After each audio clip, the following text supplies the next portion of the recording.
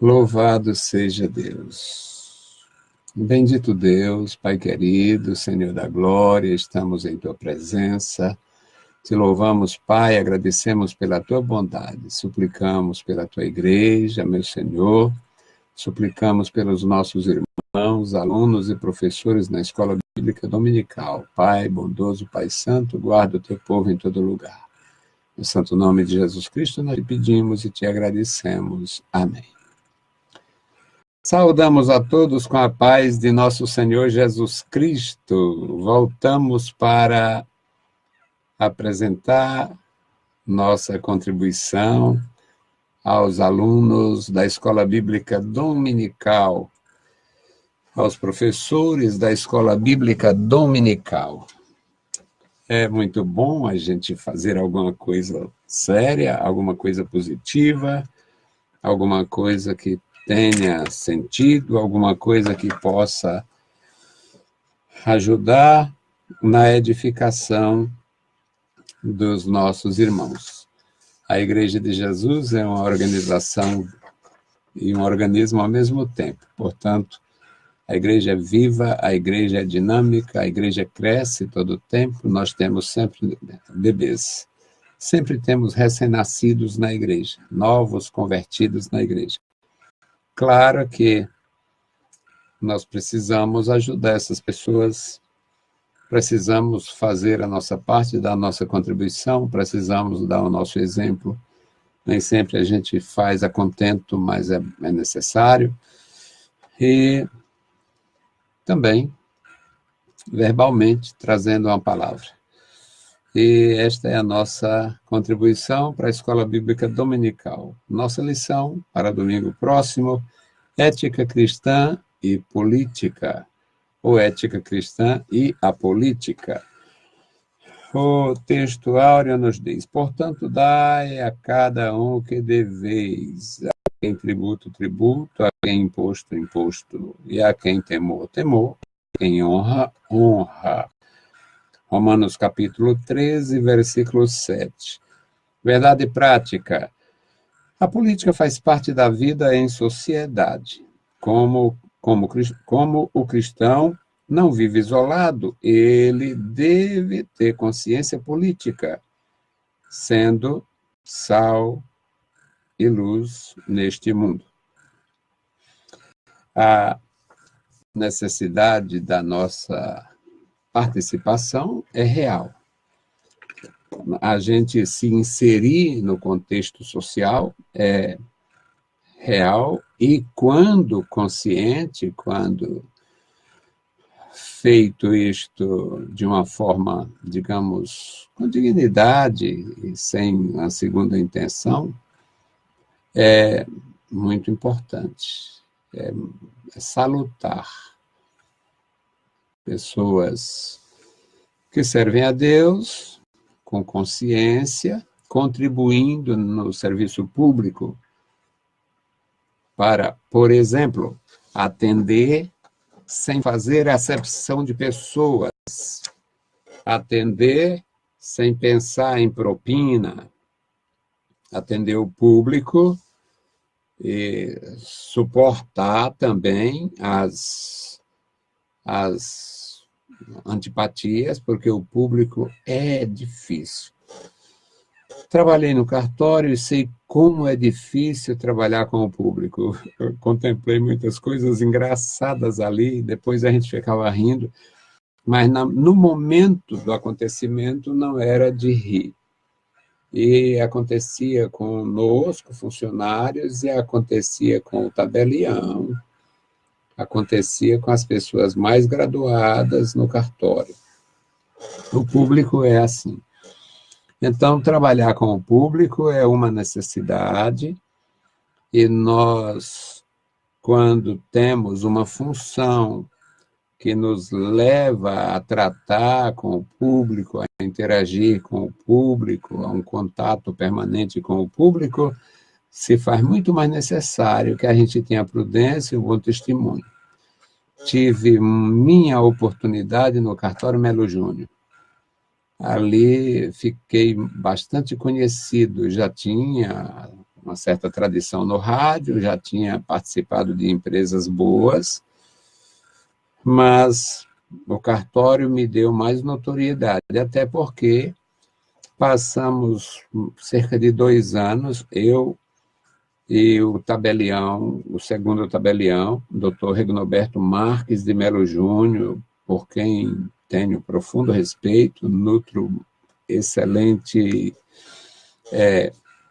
amizade, tenho muito respeito por ele. Na condição de patrão, era para haver mais distinção, mais separação, mas nós tivemos foi uma relação de parceria, de amizade, de dignidade, e eu louvo a Deus pela vida do Dr. Regnoberto Marques de Melo Júnior, porque ele, com graduação no Brasil, vários cursos, várias faculdades feitas no Brasil, graduado no exterior, com doutorado e mestrado, e professor em faculdades, professor na época da Fundação Edson Queiroz e também da UFC e também aquela que hoje é a Grande Fortaleza, na época tinha outro nome. Foi ele quem foi constituído no cartório. Então, é muito bom a gente saber. E aquele homem com aquele nível, do Regnoberto, com aquele nível, e sendo meu patrão, nós fazíamos um programa de igual para igual na rádio, na emissora, ele fazendo a parte jurídica e eu fazendo a parte teológica.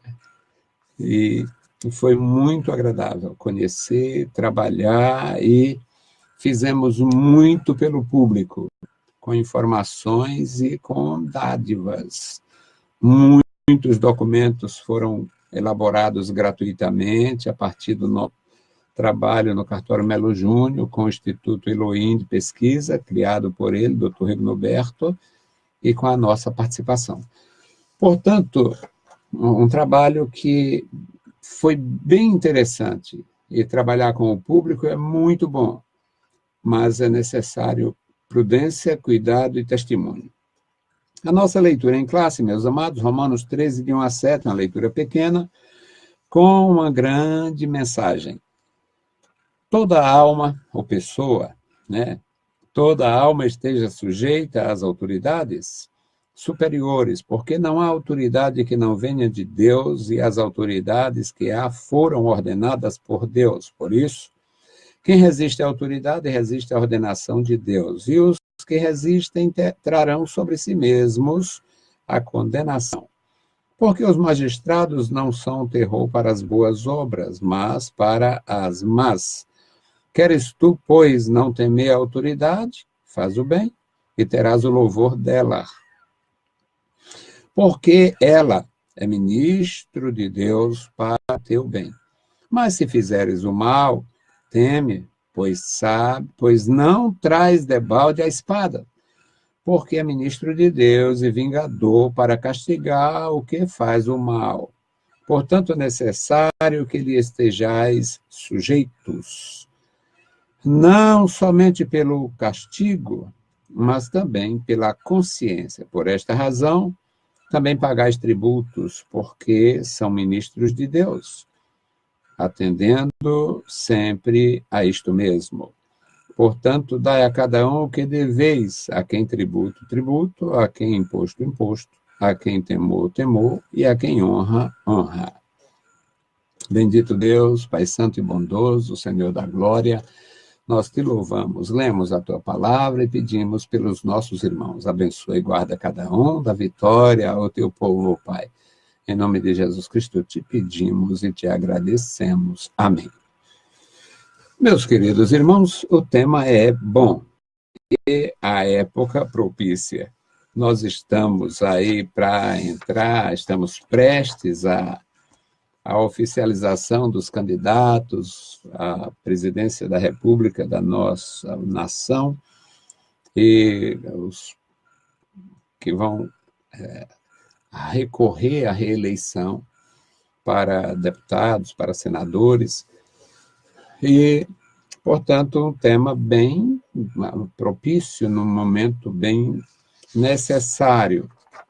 E eu sou meio desiludido com isto. Conheço muito bem a minha igreja. Próximo ano eu completo meio século de assembleia. O meu presidente me chama de assembleossauro. Eu sou um dinossauro da Assembleia de Deus. E eu completo meio século de igreja. Conheço razoavelmente, até porque eu vivi dentro, participando, não vivi especulando, não vivi esperando a banda passar, cantando coisa de amor. Eu estive foi dentro, sofrendo, chorando, brigando e me fazendo ouvir, e foi assim que eu fiquei até agora. E, como eu conheço muito bem a instituição, sei que ela já teve problemas com política, problemas com político. Certamente alguém não vai gostar de ouvir tudo que eu tenho a dizer nesta lição. Mas vamos à introdução. As Escrituras registram a liderança política de grandes personagens bíblicos, entre eles José, o governador do Egito, Atos, capítulo 7, versículos 9 e 10. Esté, rainha da peste e da Média, Esté 5. Contudo, apesar desses exemplos, por muitas décadas a política foi satanizada, demonizada no meio evangélico. Como resultado, com essa omissão, a igreja permitiu que o poder público fosse exercido muitas vezes por ateus, ímpios e imorais. Esse comportamento contribuiu com a eleição, por exemplo, de governos contrários à cultura judaico-cristã. Para mudar esse quadro, faz-se necessário que a igreja amadureça e aprofunde sua consciência política. Não tem uma receita para a gente resolver isso aqui.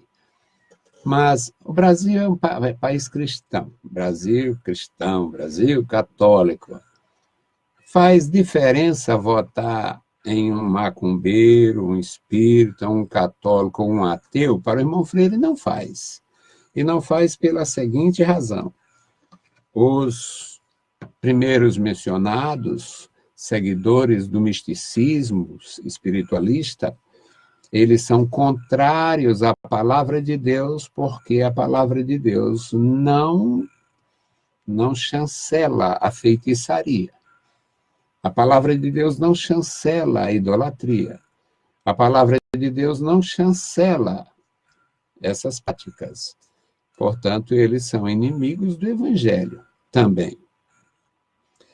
Os ateus, se existem ateus legítimos, que eu acho difícil no Brasil, pessoas que realmente sejam defensoras da filosofia ateísta, que é uma imbecilidade luxuosa.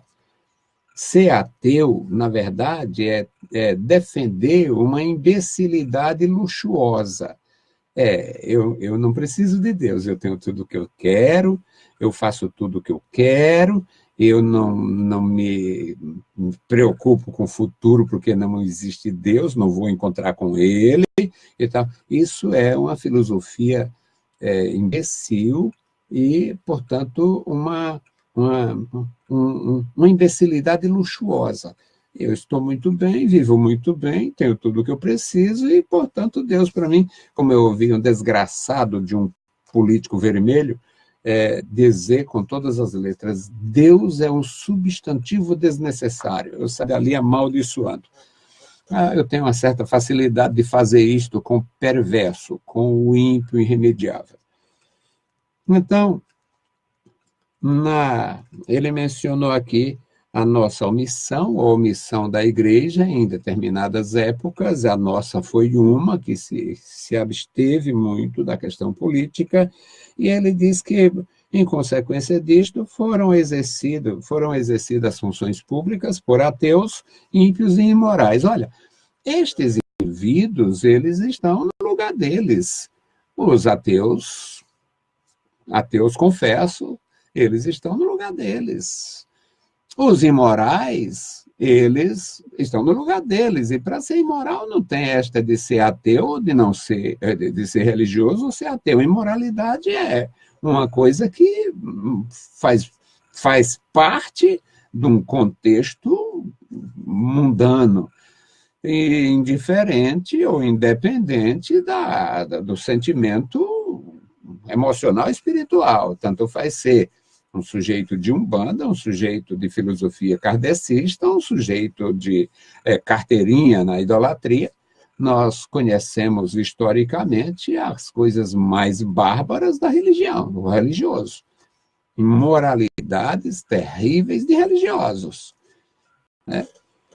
Então, a omissão da igreja em relação às atitudes e funções políticas em determinadas décadas, no caso da nossa igreja, eu diria que, apesar disto, foi mais benéfico do que a atual composição de igreja socializada, igreja bastante politizada e bastante sujeita ao envolvimento de homens sem temor. Ainda não tivemos, ou graças a Deus, o Sérgio Moro veio depois, muitos anos depois da Operação Sanguessuga, mas na Operação Sanguessuga tinha obreiros do Ceará, tinha obreiros do Pará, tinha obreiros de quase todos os estados, ou de todos os estados. Pastores que na época não administravam a igreja, que tinha um critério mínimo entre nós. Mas depois esses critérios voaram. Então, a questão de essa mistura, ela é muito danosa, sempre foi e não vai mudar agora. Não vai mudar. O nosso primeiro tópico, meus amados, é uma perspectiva bíblica da política. Deus governa todos os aspectos da vida humana, inclusive o aspecto político. As Escrituras mostram que Deus se relaciona diretamente conosco em todos os aspectos da vida. Mateus 6:33, o clássico doutrinar de Jesus, mandando colocar-se na presença de Deus, buscar em primeiro lugar a orientação divina, o reino do Senhor, a justiça divina, depois apela para as demais atividades. Só que nós não praticamos isto. É muito difícil de praticar e de contemplar os praticantes disto. Está praticamente em desuso. Nós estamos vivendo muito da letra morta ou letra vazia, discurso vazio. Não agrada dizer isto, mas me desmintam e mostre os frutos. Eu fazer como o sujeito, eu não gosto, não quero ouvir corococó, não, quero ver o ovo, mostra o fruto, veja onde é que está acontecendo.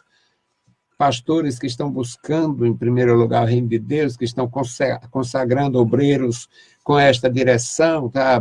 Orando, jejuando para fazer isso, me mostrem. Mas deixa para lá. Isso significa que ele intervém, Deus intervém em nossa jornada diária, pois é o Pai Celeste, ele é o Pai Celeste. O Pai Celeste trabalha para aqueles que nele esperam. Isaías, capítulo 64, versículo 4. Nesse aspecto, a Bíblia mostra que o Altíssimo remove os reis e estabelece os reis. Daniel 2:21. Porque não há autoridade que não venha de Deus. As autoridades que há foram ordenadas por Deus. Romanos 13:1. Sim, o Deus Altíssimo governa o aspecto político da vida no mundo. O nosso Deus tem o controle, tem o poder, e pode mudar, e pode fazer, se entender fazer assim. A igreja não tem, a denominação não tem. Então, já que a denominação não tem poder de mudar, não pode mudar, não sabe mudar, não gosta, talvez nem quisesse mudar, É mais sábio ela deixar os homens administrarem a política e ela administrar a fé. Seria indevido realmente um obreiro se candidatar? Não. Mas, no contexto do que nós contemplamos, foi muito prejudicial. A igreja do Ceará foi muito danada. Ela sofreu dano. Ela foi danada. Ela sofreu thanatos, o dano, por ter ou por haver nela pastores que eram metidos em tudo, política, leis, uma série de coisas, e eles fizeram, alguns que tiveram, fazia direito para poder burlar, e entrava na política para poder mamar, e fazia muito mal, fez muito mal, escândalos e mais escândalos. O item 2 desse primeiro tópico, Deus levanta homens que o glorifiquem na política. Lindo isso aqui, só que não é exemplo do Brasil nem do Ocidente. Os exemplos da Bíblia são abundantes e marcantes e maravilhosos. E o Freire conhece, e admira, e ensina. São abundantes, mas destacamos 3 deles. José, filho de Jacó, Gênesis 41, 37 a 57. Este homem foi no Egito, chegou no Egito sem querer e sem saber. Ele foi traído pelos irmãos, Deus tinha uma mão invisível trabalhando aquelas coisas, aqueles acontecimentos.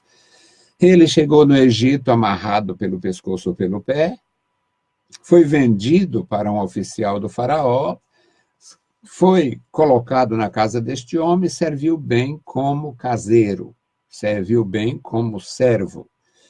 Adquiriu confiança, tornou-se mordomo e foi acusado, aquela mulher raciada com piranha lá do Potifar, quis arruinar a vida do jovem, mas ele tinha temor.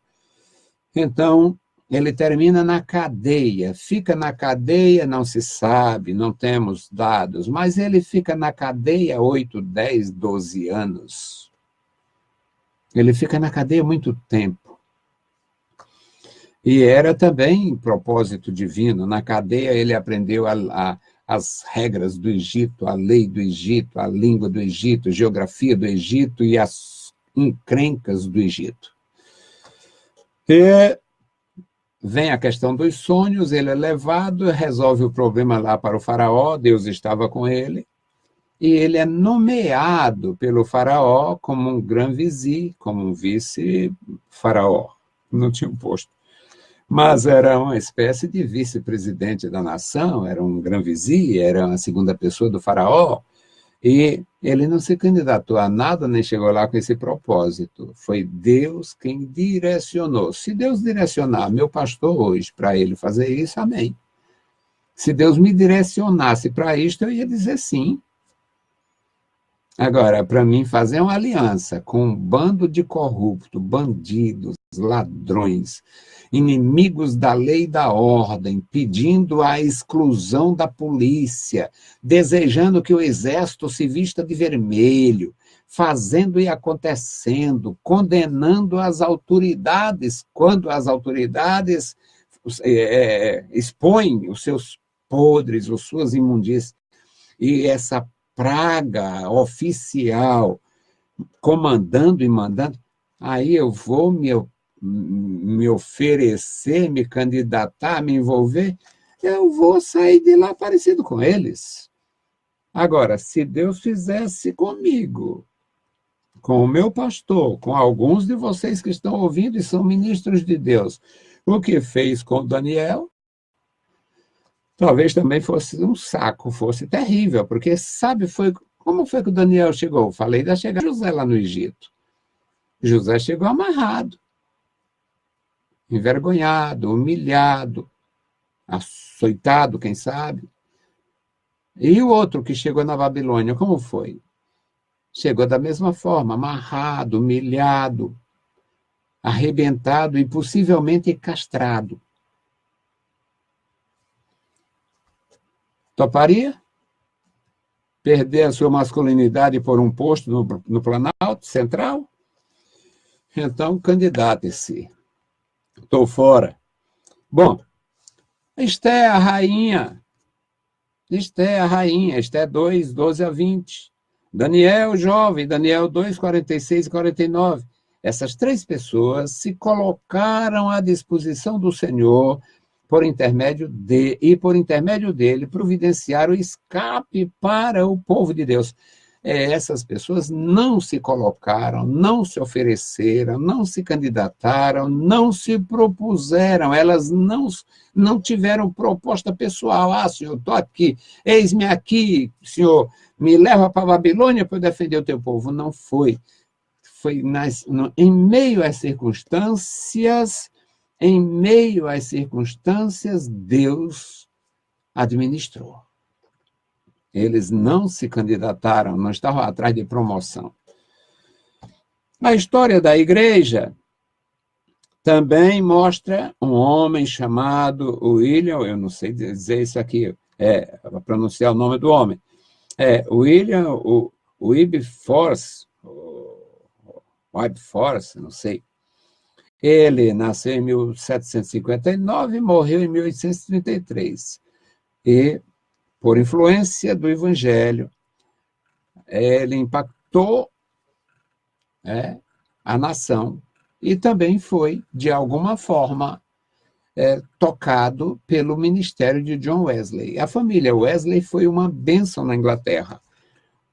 O Samuel e a Susana, eles não economizaram no fabrico de filhos. Tiveram vários filhos. Destacaram-se o John, o Jonathan, e foram 3 ou 4 filhos que se destacaram muito bem.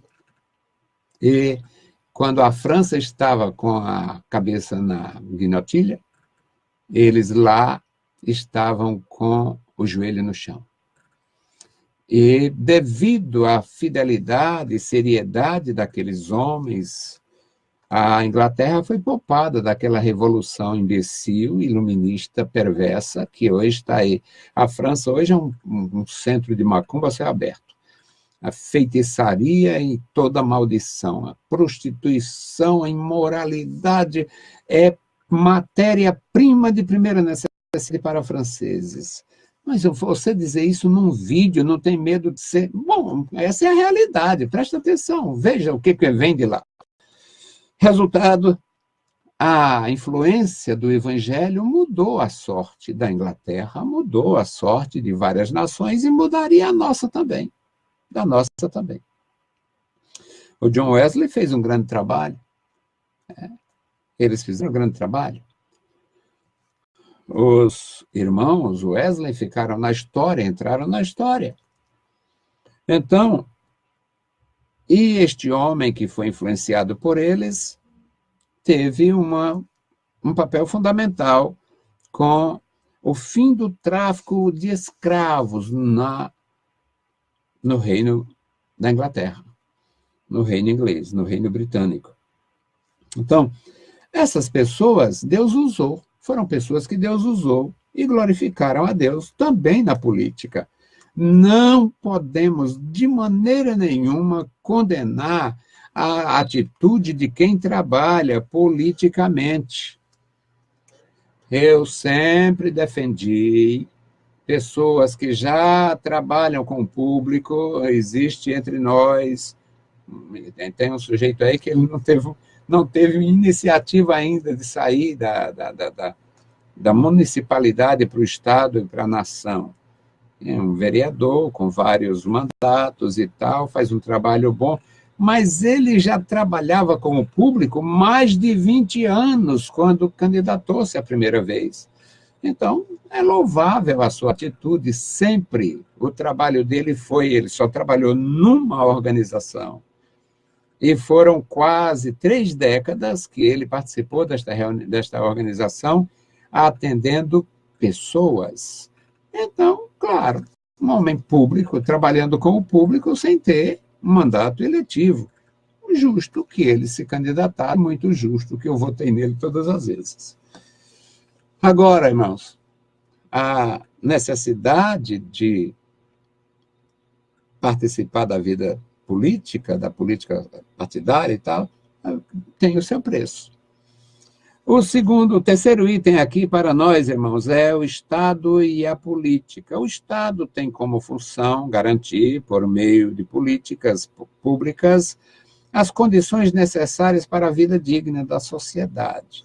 A palavra de Deus diz que as autoridades instituídas são para disciplinar as obras más e enaltecer quem faz o bem. Romanos 13, 3 e 4. Assim como vivemos em um Estado democrático de direito, nem tanto, não é? Mas onde tanto os cidadãos quanto autoridades instituídas têm direitos e deveres, mediante a Carta Constitucional do país, isto é, vivemos no império das leis. É muito bom. Dizer que o nosso país é um Estado democrático de direito e que a gente vive sob o império da lei é tão profundo e é tão verdadeiro quanto a gente proclamar que estamos buscando primeiro o reino de Deus e a sua justiça. Aí vai um culto e 8 não. Não faz muita coisa e a justificativa, não, escola, não, trabalho, feirinha, tá na Feira da Lagoa, Feira do Prangaba, não sei o quê. Ou seja, nós falamos muito e fazemos pouco. A nossa nação é uma democracia, ou um arremedo de democracia. A nossa Constituição é uma Constituição, um arremedo de Constituição. Tem coisa demais, a metade é absolutamente ignorada pelos próprios políticos e o povo não está nem aí. Temos um Congresso inoperante e quem está comandando são 11 juízes, 11 advogados, alguns com má formação ou deformação, nomeados por políticos para defender os seus maus interesses. Então, é um Estado de direito não tão direito. Mas ainda bem que temos a liberdade, eu estou tendo liberdade por causa desse Estado de Direito, tenho liberdade para gravar, a expor. E, até certo ponto, não vou pagar tão caro. Então, aqui, nós vivemos sob esse império da lei. Mas o mesmo princípio de submissão ao Estado é esposado pelo apóstolo Paulo, em Romanos 13, 1 e 3. Ou seja, o Estado não assusta. Agora, com essa nossa desordem, essa corrupção generalizada, sistêmica, e uma decepção atrás da outra, muita gente pedindo intervenção militar. Não vai acontecer. Nós temos aí as autoridades de hoje, elas não têm nenhum interesse, nem força de vontade, nem força real para fechar o Congresso. Deixa essa coisa se arrastar como um cachorro morto, fedendo muito, até o tempo solucionar. Mas eles não têm como interferir, como fazer a intervenção e tal. Agora, eu cresci no regime militar, nunca fui preso. Cresci no regime militar. Nunca tive um irmão meu preso, minha mãe nunca foi presa, meu padrasto nunca foi preso, não teve um tio preso. Eu não tive um tio preso, e olha que eu tenho mais de 80 primos e tios, primo segundo, tio segundo, aquela coisa, os parentes colaterais. Uma família numerosa da parte da minha mãe e da parte do meu pai, não teve um preso no regime militar. É todo mundo assim, mansinho? Não. Mas nenhum bandido, nenhum revolucionário, nenhum terrorista, nenhum preso. Então, o Estado de Direito, mesmo não estando tão direito, para nós é satisfatório. Para mim, dá para aguentar. O quarto item aqui no primeiro tópico, esse, o cara carregou a mão aqui nesse tema político. É o primeiro que eu vejo com quatro subitens. O Estado e a Bíblia. O Novo Testamento retrata o Estado como instrumento ordenado por Deus, Romanos 13:1. Assim, os que resistem ao Estado afrontam a Deus, Romanos 13:2. Nesse contexto, o Estado é servo do Altíssimo para aplicar a justiça. A instrução do apóstolo Paulo foi para a igreja que estava inserida na capital, chamada Cidade Eterna, a capital do Império Romano. E o que aconteceu é que o apóstolo tinha disciplina espiritual, o apóstolo tinha temor de Deus, o apóstolo conhecia muito bem a sua nação e não era nem doido para comparar a nação de Israel, uma nação disciplinada, formada no Monte Sinai, para a nação romana, formada no Monte Palatino, lá, e um tomou, Israel bebeu água da rocha e o romano mamou na loba. Então, não tinha comparação, continua sem comparação. Acontece que o apóstolo estava doutrinando, ensinando a respeito do bom viver, o bem viver, o tratar bem, o agir corretamente. E se você age corretamente, você pode ter adversários, você pode sofrer crítica aqui e acolá, mas você não entrará em rolos, não entrará em grandes dificuldades. Então, era uma necessidade da igreja, naquele momento daquela instrução, para que ela tivesse uma ideia de como se portar diante de um império incrédulo. Mas a coisa mudou e piorou, a coisa mudou muito e piorou, ainda nos dias de Paulo, e na continuação aconteceram ascensões de imperadores que foram terríveis, como Domiciano, foi terrível, e depois dele o Nero, aliás, antes dele o Nero foi dos dias de Paulo, depois o Domiciano, por volta do ano 81, e a partir de 116, o imperador Adriano. E o império foi realmente sacudido por toda forma de corrupção e os cristãos sofreram muitos foram martirizados, muitos foram mortos. Portanto, mesmo obedecendo, tributando e se postando diante do Estado como autoridade, mesmo assim sofreram muito, foram muito perseguidos. E aqui nessa instrução do apóstolo Paulo, meus amados, ela também se encontra, tem ressonância, 1 Pedro, Pedro também ensina isto. Logo ele, o apóstolo Paulo, ou melhor, o Estado não é o problema para os que fazem o bem. O Estado não é o problema para quem faz o bem. Isto no contexto das Escrituras e no contexto da instrução de Paulo em Romanos. Mas os cristãos que foram mortos não estavam sendo mortos por fazer o mal.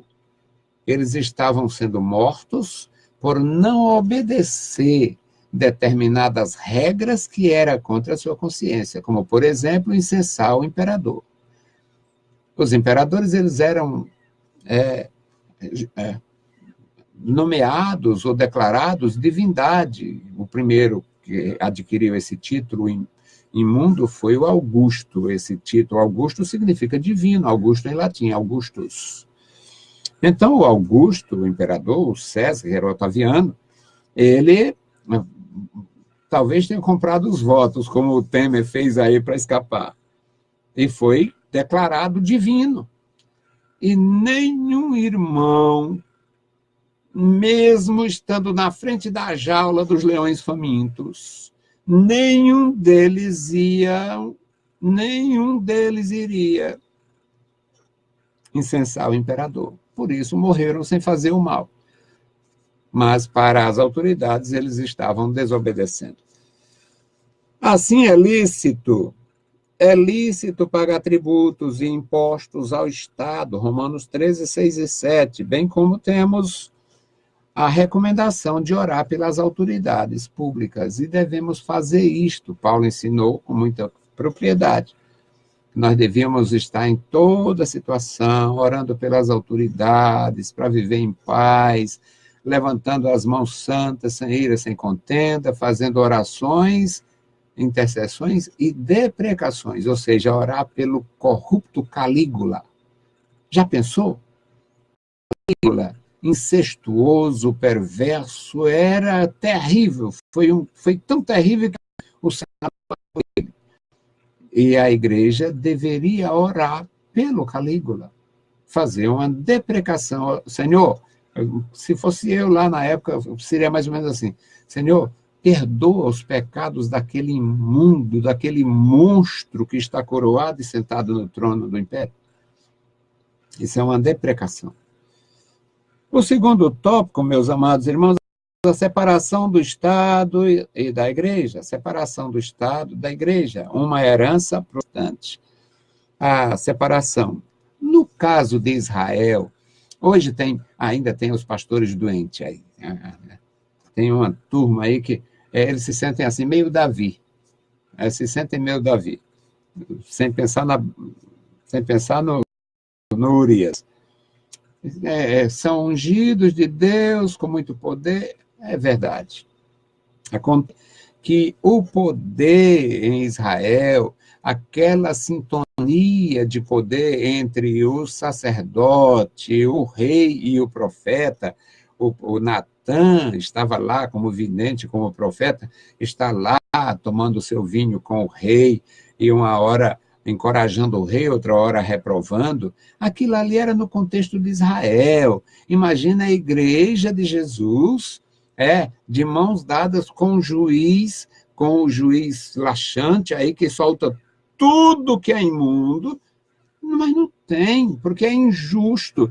Como é que a igreja de Jesus vai estar de mãos dadas, de braço no pescoço, com o indivíduo que despreza o órfão e a viúva e defende o bandido, aquele que praticou o latrocínio? A igreja de Jesus não tem como conviver com isto como se fosse legal, normal, em nome do amor. Então, o conceito do Estado laico é compreendido como separação entre o Estado e a Igreja. Significa que um não pode, não deve interferir no outro. Agora, a união entre Igreja e o Estado. No ano 313 da era cristã, Constantino e Licínio, imperadores romanos do Ocidente e do Oriente, o Constantino era do Oriente, o Licínio era do Ocidente, aliás, o Constantino era do Ocidente e o Licínio era do Oriente, eles promulgaram o Edito de Milão. Já tinha sido feito anteriormente o Edito de Tolerância, sob as ordens lá, a influência da rainha Helena, que foi a primeira Nossa Senhora do catolicismo, é a rainha Helena, não tem nada a ver com Maria. A primeira santa do catolicismo é Helena, Santa Helena, mãe do Constantino.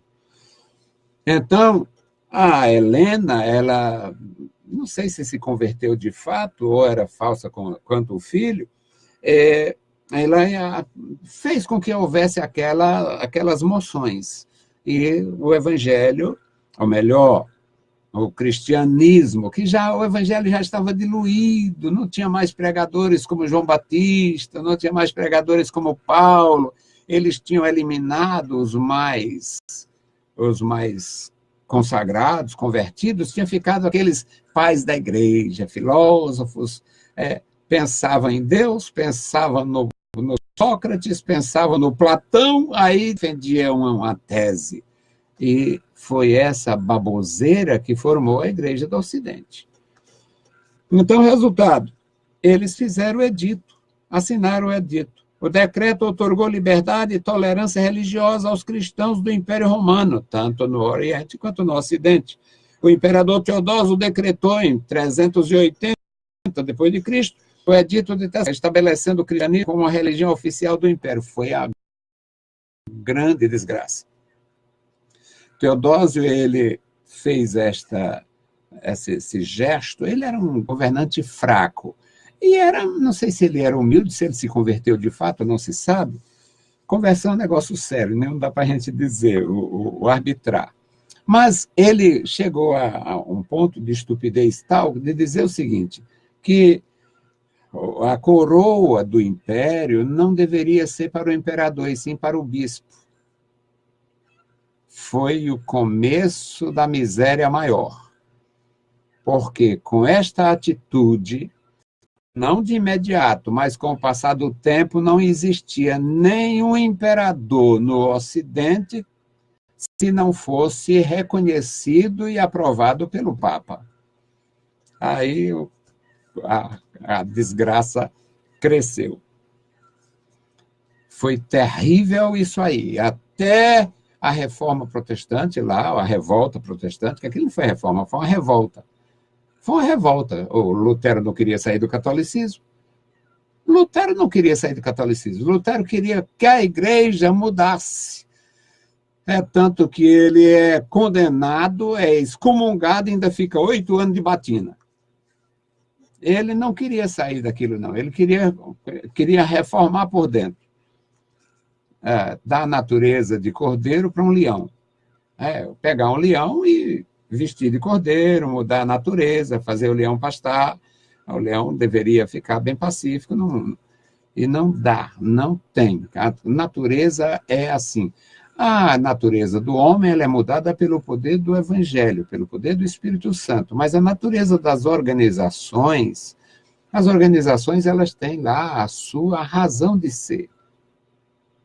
Algumas são maus necessários. Aqui, irmãos, o Teodósio fez isto com o edito de Tessalônica.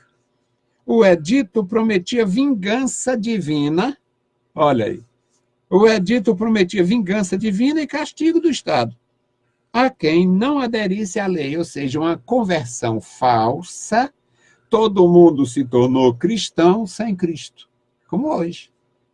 Cristão sem Cristo, como hoje. Cristão de ladainha, cristão de carteirinha, sem saber quem é Jesus. Cristão de devoção, cristão de muita defesa da lei, do passado, das autoridades, os pais da igreja, porque a igreja, a Santa Amada Igreja, e não sabem quem é Jesus. E o pior, abominam o Evangelho. Então, o Teodósio foi o autor dessa descarga quebrada, que foi obrigar as pessoas a se tornar cristãs na marra. Era terrível para quem não aderisse à lei. A partir de então, a união entre a Igreja e o Estado passou a ser indiscutível. A exemplo da deformação da nação de Israel, aqui ele não entrou muito, mas eu falo muito, o vídeo fica longo, as pessoas ficam morrendo de preguiça, não vai ver tudo, mas se vê alguma coisa, aprende. A exemplo da deformação da nação de Israel, aqui o Reino do Norte. O Reino do Norte, o imperador do Reino do Norte, o Jeroboão, ele se torna uma espécie de papa da nação e ele determina que os seus súditos não subam a Jerusalém, ou não desçam a Jerusalém, os que estavam na montanha de Efraim deveriam descer, não descesse nem subisse a Jerusalém, e ele vai, duplica o mal do Arão e cria 2 bezerros e coloca um em Betel e outro em Dan. um no extremo norte e outro no extremo sul do reino, para que o povo não fosse a Jerusalém. E ele está mencionando aqui essa união do Estado e dá uma pinceladazinha rápida. A exemplo da deformação da nação de Israel, o início dessa união trouxe até benefício, no início. Mas, em seguida, essa mistura foi trágica. Lá em Israel foi cruel e em todo lugar foi. No caso do Ocidente, a igreja chamada cristã, o resultado foi tão trágico que em 1229 eles proibiram a leitura da Bíblia. Quem lê a Bíblia vai morrer. Quem lê a Bíblia pode morrer. Se tiver a Bíblia em casa, tem que entregar para a autoridade eclesiástica. Não pode ler. E como lá tem aquela força dos grandes homens, dos infalíveis, esta proibição valeu de 1229 a 1963, com a edição do Concílio Vaticano II. Então, é ou não é uma tragédia? Estado e igreja disputando o mesmo lago. Terrível. Foi terrível. O item 2, meus amados, aqui é a separação entre a igreja e o Estado, o fim da Idade Média. Ao fim da Idade Média, os ideais humanistas valorizavam os direitos individuais do cidadão, e isso despertou nos cristãos a necessidade de reformar a igreja. Isso aconteceu com algumas pessoas, especialmente o clero, sacerdotes. Os abusos de Roma e a venda das indulgências deflagraram a reforma de 1517, na Alemanha. Na verdade, eles perderam foi o controle. O próprio Lutero ele combateu aquilo ali, mas foi voto vencido e depois ele mesmo foi excomungado, ele passou por um banimento moral, um banimento em todos os aspectos, e foi dado lá uma data para que ele retirasse da Europa, da Alemanha, e se naquele período ele não saísse, não se evadisse, para onde ele saísse, ele ia morrer. Mas se ele não saísse, se ele não fugisse, quem o matasse não seria incriminado. Foi quando ele foi sequestrado por amigos e foi preso num castelo lá, e na segurança do próprio governo alemão, ele fez as mudanças que precisavam ser feitas, incluindo a tradução da Bíblia para a língua vernácula.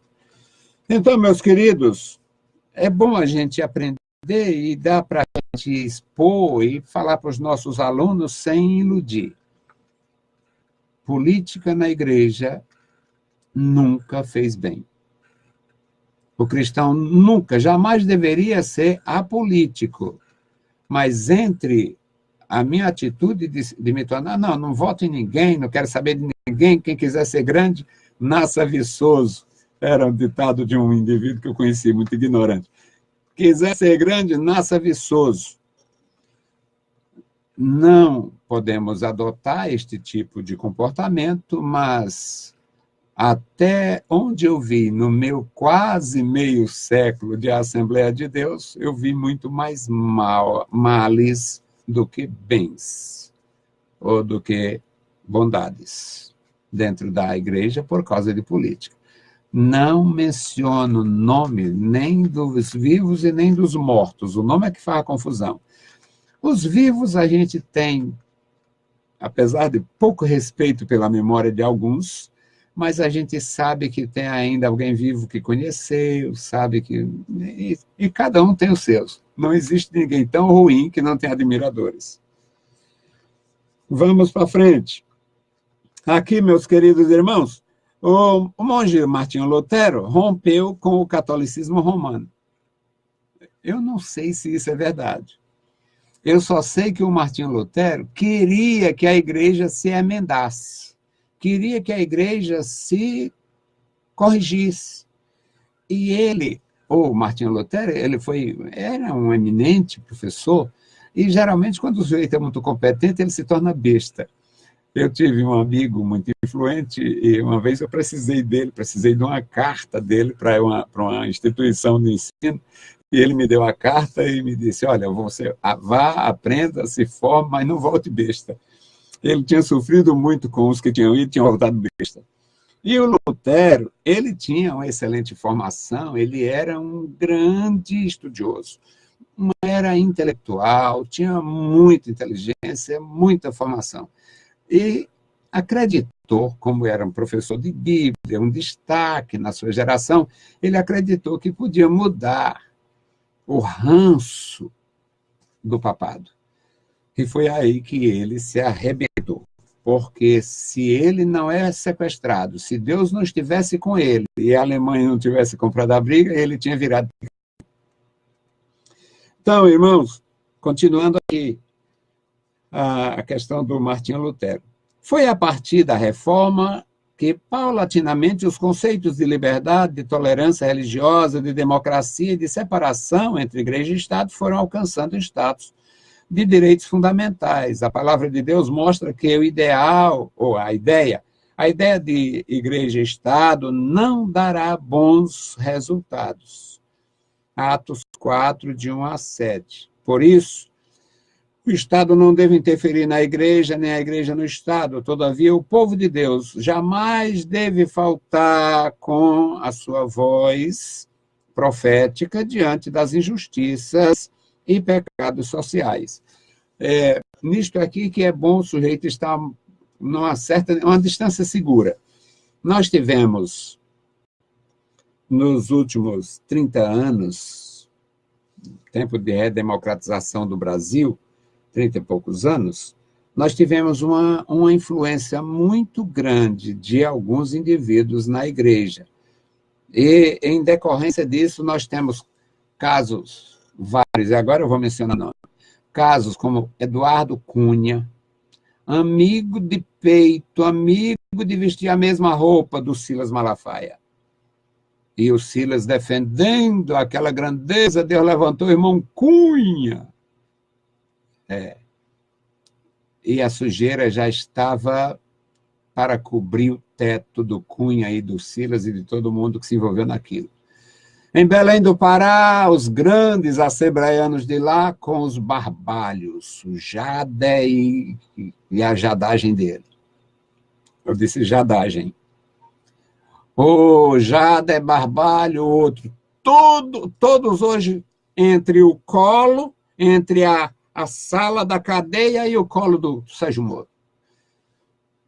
Tudo enrascado, roubo, fraude, tudo que é coisa. E o pior, pregando na Assembleia de Deus, levando a Assembleia de Deus para lá e indo para a Assembleia de Deus. Foi prejuízo grande e ainda pode se aprofundar. Apesar desta suprema decepção que nós temos, que está interferindo, está impedindo que se vá o osso da corrupção no Brasil. Então, meus amados, o item 3 aqui, o modelo de Estado laico brasileiro. O Brasil ser laico é uma piada. O Brasil não é laico coisa nenhuma. O governo do Ceará gastou milhões em reformas de igreja, seminário, tudo. Faltou dinheiro para os hospitais, faltou dinheiro para a PM, faltou dinheiro para a Guarda Municipal, faltou dinheiro para o ensino, faltou dinheiro para a escola pública, para a reforma, faltou dinheiro, mas não faltou dinheiro para reformar o seminário da Prainha. Milhões, tem quem saiba. Então, não é tão laico assim nosso Estado. Tem um ditado que Alguém me engane que eu gosto. Eu não gosto de ser enganado e não engano ninguém. O Brasil não é Estado laico. O Brasil, pela Constituição, é laico. Pela tradição, não é laico. Então, esse modelo laico já viu. A Constituição do Brasil outorga ao cidadão plena liberdade de crença e garante o livre exercício de culto e liturgias, além da proteção dos locais de adoração. Artigo 5º. No artigo 19, esta definição de separação está definição de separação entre Estado e Igreja, mas ressalva na forma da lei a colaboração de interesse público e político, e politiqueiro e tudo mais. Assim, embora o Estado brasileiro seja laico, ele não é ateu. Ainda bem que não foi declarado um Estado ateu. Mas já houve gestos aí, alguns desses imundos, querendo tirar uma frase idiota da nossa moeda. Deus seja louvado. A frase que o Sarney aprendeu com as rezadeiras do Maranhão, botou na moeda em 1985 e tem inimigos do Evangelho e da Verdade que ainda se sentem mal com a frasezinha do Sarney. Porque aquilo ali era uma imitação maranhense da cultura americana, em God We Trust. O americano colocou lá em 1720, 1730, ele colocou na sua moeda, no dólar, em God We Trust. Em Deus nós confiamos. Aí o Sarney aprendeu com a rezadeira do Maranhão e Deus seja louvado. Aquela saudação do Luiz Gonzaga. Então, mesmo assim, tem alguém querendo tirar da moeda brasileira. Então, meus queridos, nosso Estado não é tão laico quanto deveria.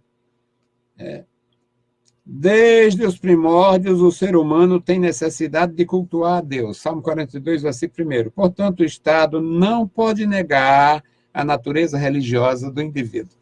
O Estado não pode negar, mas também não devia, ou não deveria, gastar nem com a igreja protestante, nem com o centro de macumba, nem incentivando o turismo religioso. O turismo religioso no Brasil é encorajar a idolatria.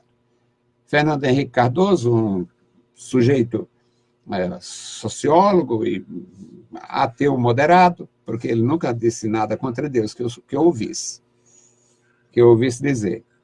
Mas, apesar de ser este sociólogo e ateu moderado, foi quem criou uma lei, um mecanismo aí para incentivar o turismo religioso. Fez o Brasil piorar ainda em termos espirituais. Porque aonde não tinha uma imagem de escultura, em cima da serra, lá no morro, lá não sei aonde, eles colocaram. Agora, o pior, fizeram aquelas desgraças com dinheiro público jogado fora. Tem um por aqui, eu não me lembro qual é o município, tem uma desgraça, eles fizeram o corpo do monstro num lugar, no município, e a cabeça no outro. E nunca conseguiram juntar as duas peças. Está lá, corpo e cabeça ainda separados. Se é que está, faz tempo isso.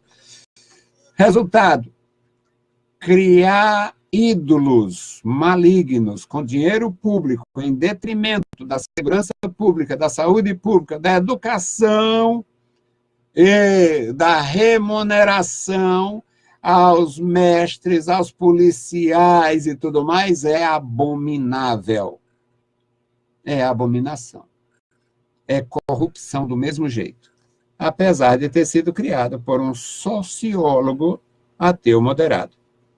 O terceiro tópico, meus amados, aqui é como o cristão deve lidar com a política.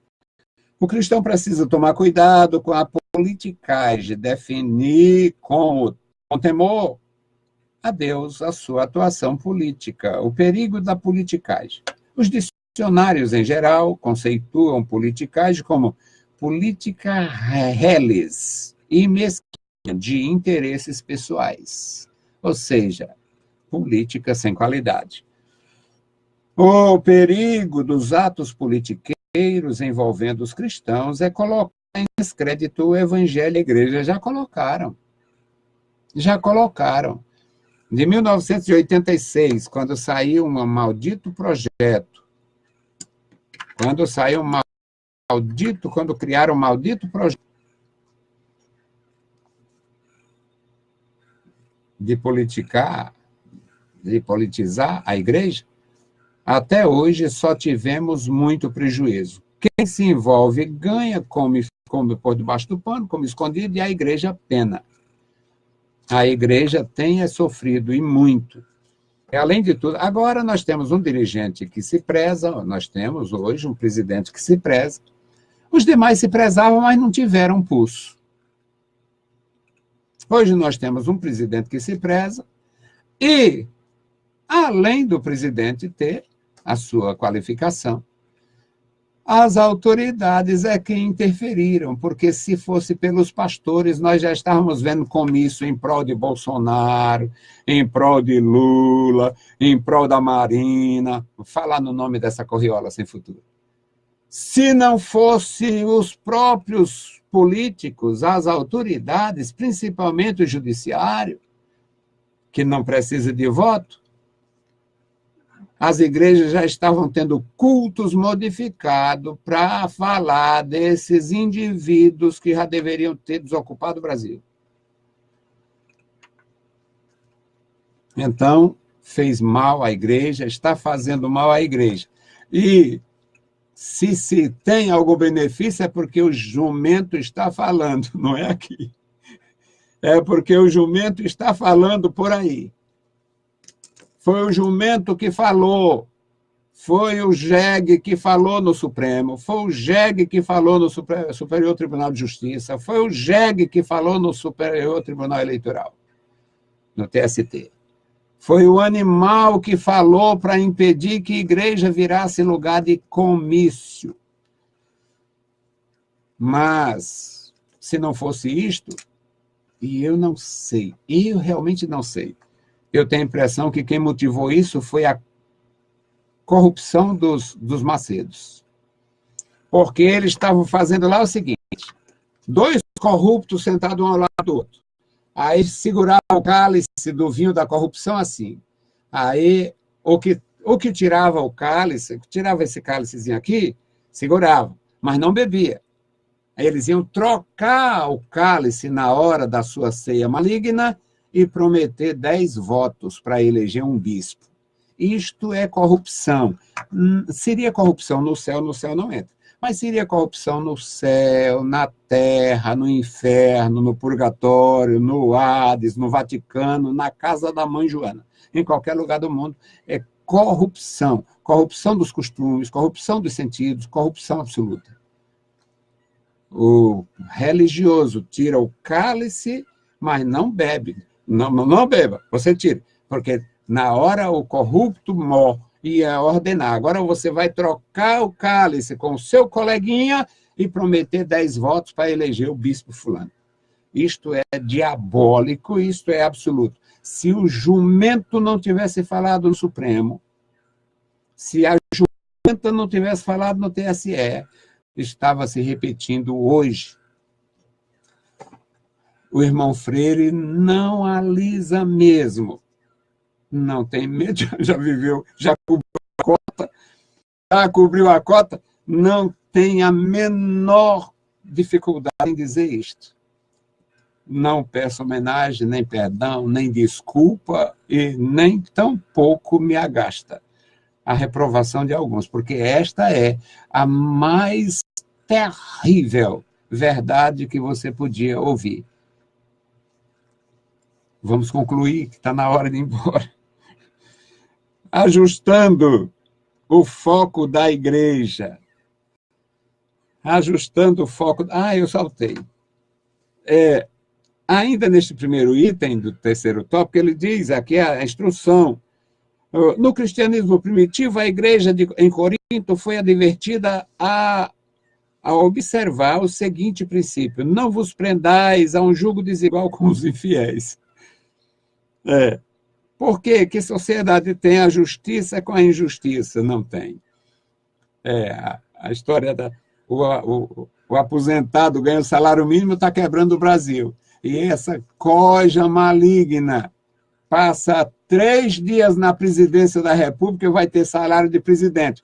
É derrubado do governo por roubo e tem mantido, além do salário, o abuso. É injusto ou não é? Vamos para frente. Então, que sociedade tem, que comunhão tem a luz com as trevas, e que concórdia há entre Cristo e Belial, e que parte tem o fiel com o infiel, segundo aos Coríntios 6, 14 e 15. Então, não dá para fazer de conta. Isso é complicado, é complexo e não é salutar para a igreja. Como delimitar a atuação da igreja? Os princípios éticos devem ser estritamente observados. O púlpito da igreja não pode dar lugar a palanque eleitoreiro, mas deu. Se não fosse o jumento falando, estaríamos vendo de novo isso aí. É verdade que a igreja precisa de conscientização política, mas isso não significa ocupar o espaço de adoração e pregação da palavra com campanhas políticas. Conscientização política é uma coisa, campanha política é outra. Esta não cabe no espaço do culto do corpo de Cristo. Nesse sentido, a conscientização política da igreja deve ser fundamentada em princípios cristãos. Isso significa que o cristão deve analisar as propostas e as ideologias dos partidos políticos sob a ótica cristã. Candidatos evangélicos. E o pior, da Assembleia de Deus, nessas siglas comunistas. Só cabe na cabeça deles mesmo ou na cabeça de algum outro ignorante, ou então muito perverso.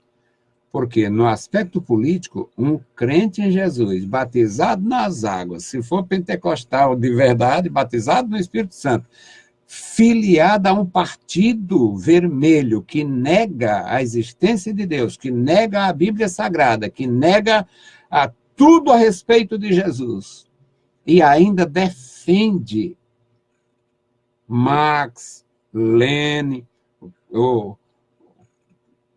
tudo que não presta, tem que ser um cristão muito desqualificado.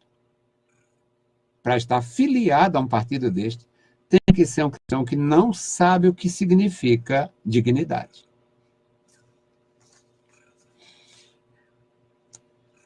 O último ponto aqui é ajustando o foco da igreja. O povo de Deus não pode limitar-se a fazer oposição e oferecer resistência à iniquidade no poder temporal. Não pode. Nós não podemos ficar indiferente. Não pode oferecer resistência. Não é sábio. Agora, se misturar também não. Não pode depositar sua confiança e esperança nas decisões políticas. Não deve. As lideranças devem incentivar o avivamento espiritual. O avivamento liderado por John Wesley, 1703, 1791, trouxe mudanças sociais significativas na Inglaterra, pois o mal realmente a ser combatido pela igreja é o pecado. Nós não podemos estar fazendo campanha contra isso ou contra aquilo, mas prega a palavra e veja quem é que é contra o evangelho. E não dê apoio a quem é contrário a nosso Senhor Jesus Cristo, contrário ao evangelho. Defende com unhas e dentes as causas pecaminosas, não é causas humanas, não. Casamento de mulher com mulher, homem com homem, não é causa humana, não é política humana, não é política social. Isso é imoralidade mesmo. Aí o desgraçado defende com unhas e dentes e eu vou estar ao lado dele sendo cristão. É muita contradição. Se você não acha, me perdoe. Agora eu peço. Se você não acha, me perdoe. Você não entendeu o que leu nas Escrituras. Não podemos jamais perder nossa consciência e natureza espiritual. Quando a mensagem de arrependimento for pregada ao mundo, então vidas serão transformadas. O Espírito Santo terá liberdade para convencer os ouvintes do pecado, da justiça e do juízo. João 16:8, ensinamento maravilhoso de Jesus. À medida que verdadeiras conversões a Cristo ocorrerem, na mesma proporção, a nossa nação sofre. Ele disse sofre aqui, eu diria experimenta. Eu mudaria aqui. Se pregar o evangelho com poder e graça, e pregar com frequência, e na mesma proporção houver conversões, então a nação, no lugar de sofrer, ela experimentará. No lugar dela sofrer transformações, ela experimenta transformações, experimentará transformações espirituais e sociais. E no lugar de alguém roubar o dinheiro da merenda escolar, no mínimo vai criar uma creche lá perto para ajudar aquela mãe que trabalha e não tem com quem deixar o filho. Conclusão. Diante do cerceamento de algumas liberdades, a Igreja começou a despertar para a realidade política. As mudanças, as transformações sociais passam pelo processo político. Por que, então, não eleger candidatos verdadeiramente vocacionados para a vida pública e que reproduzam a moral cristã? Seria uma maravilha se a gente soubesse realmente quem é que vai, após eleito, após estar sentado lá na cadeira boa aí, ganhando bem, no lugar de se envolver na corrupção dos outros, como teve deputado aqui do Ceará que assinou pelo negócio lá dos gueiolas, e depois, não, mas assinei sem ver, assinei sem ler, porque lá tem também isso. O cara pega um projeto, bota debaixo do outro e pega a assinatura indevida. Mas o que tem muito lá é troca de favores e acordo de comadre, camaradagem da pior natureza. Meus irmãos, concluindo, por que não apoiar políticos que respeitam as leis, contrária aos princípios cristãos? Por que não apoiar estes políticos, ou melhor, que rejeitam as leis? Lei do aborto, a lei dos casamentos de mulher com mulher, homem com homem, e outras leis. Então, é bom que a gente conheça a proposta dos políticos para não fazer mais uma besteira, votar em inimigos de Deus e da sua igreja. Deus abençoe, meus irmãos. É uma contribuição, eu não sei, que alguém recebe como insulto, como afronta, alguém vai ver. Eu não sei de que natureza, mas a minha intenção não é insultar nem afrontar. Eu solto o verbo porque faço parte de um contexto que não está nada sã. Não está sã.